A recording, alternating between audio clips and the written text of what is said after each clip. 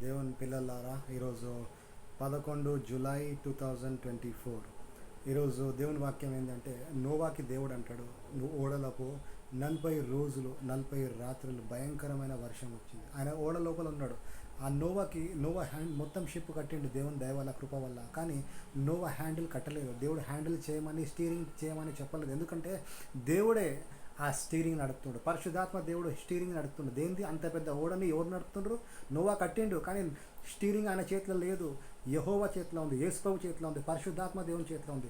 ఈ 40 రోజులు ఇక్కడ అక్కడ అక్కడ ఇక్కడ తుఫాన్లో కొట్టుకోవడం, అసలు ఎప్పుడు ఏమవుతుందో, ఏ రాయికి కొట్టుకుంటుందో, షిప్ పలిగిపోతుందా, ఉంటుందా, మేము మునిగిపోతామా, మా ఫ్యామిలీ అంతా చచ్చిపోతారా అని టెన్షన్ ఆయన పడలేదు. కానీ ఒకవేళ పడిండొచ్చు, కానీ ఒకటి మాత్రం ఆయనకు తెలుసు, నేను దేవుని చేతిలో క్షేమంగా ఉన్నాను.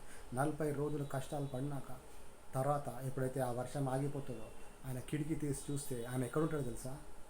ఎత్తైన కొండ మీద ఉంటాడు.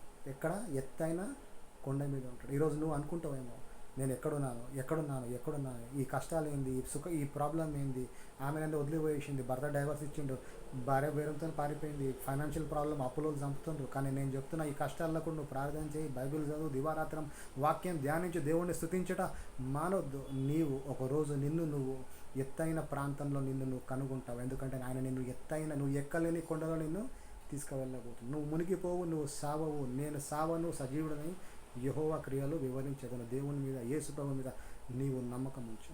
Do not commit suicide, don't doubt God. You are safe. నీవు దేవుని చేతిలో క్షేమంగా ఉన్నావు. ఓకేనా? Bless you God.